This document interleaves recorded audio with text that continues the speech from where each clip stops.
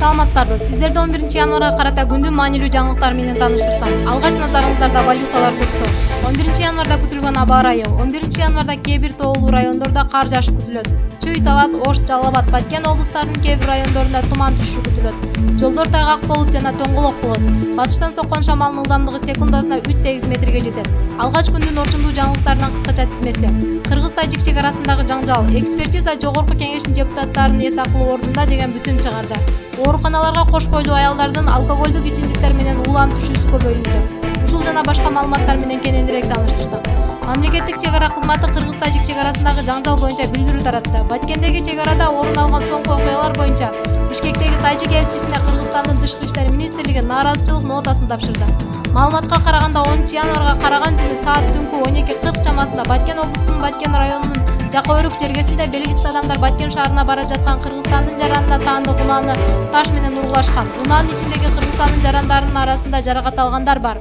Мен түнкү саат 1-де кызыл уйкуга уктап жатсам, мынтыктын атылганы угулду. Эспет-септеш шакылчу көктөш айыл мектебиге эптеп өрмөр окусам жеттик да. Келип кошунабыздын үйүнө өрттөптүр. Биз ону дагы Кудайдын жакшылыгы өзү күйүп, өзү өчүп калыптырчы. Тажиктер бизге ок атып атат, таш уктала уруп атат десе, биз кызык уйкунан туруп, тапкан буюмубузду алып, кийимибиз кийдик, кийбегенибиз жалаңа келдик. Мына зоошур мектеп бар экен.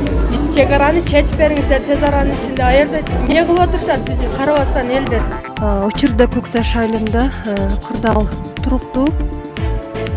Айылдагы жаш балдарды жана аялдарды аталган айылдагы Көкташ мектебине жайгаштырылган. Алардын коопсуздугун жергиликтүү бийлик коргоо органдары чек ара кызматы камсыздап жатышат. Ок атуулар тажик тараптан гана чыгып, мал менен кайталанууда. Баткен облусунда жайгашкан чек ара бөлүмдөрү күчөтүлгөн тартипте кызмат өтөшүүдө деп айтылат маалыматта. Эске салсак, 10 январ күнү өкмөт башчы чек аранын кайтаруу күчөтүүнү тапшырды. Маалымат булагы Турмуш Кежи. Ошто мыйзамсыз курулуштар алынып, көчөлөр кеңейтилүүдө. Ош шаарында Рыспай Абдыкадыров көчөсүндөгү тротуарлар кеңейтилип, ирригациялык лотоктор жаңыланат. Мындан тышкары жолдун эки тарабы жашылдандырылып, түнкү жарыктандыруу системасы жакшыртылат. Билдирүүгө ылайык, мэриянын тапшырмасы менен аталган көчөдөгү мыйзамсыз курулуштар алына баштаган. Бүгүнкү күндө Анар жана Төлөйкөн кичи райондорунда тротуарга чыгып кеткен күркөлөр, көп кабаттуу үйлөрдүн айланасына курулуштар бузулууда. Курулуш иштери жергиликтүү бюджеттин эсебинен жакынкы айларда башталат деп кошумчалашты мэриядан. Маалымат булагы Элгезит Кежи. Экспертиза Жогорку Кеңештин депутаттарынын эс акылы ордунда деген бүтүм чыгарды. Жогорку Кеңештин депутаттары Асель Кудранова жана Ирина Карамушкина боюнча психологиялык жана психиатриялык экспертизанын корутундусу чыкты. Анын айтымында, экспертиза эки эл өкүлү тең эс акылында деген бүтүмгө келген. Бүгүн мен экспертизанын жыйынтыгы менен тааныштым. Ал жерде экөөбүздүн тең эс акылыбыз ордунда деген бүтүм чыккан. Андан башка кандай жыйынтык керек эле билбейм, дейт Кудранова. Эске салсак, август айында Кой Таш айылындагы окуялар боюнча козголгон иштин негизинде депутат Кудранова менен Карамушкина психологиялык жана психиатриялык экспертизадан өтүшкөн.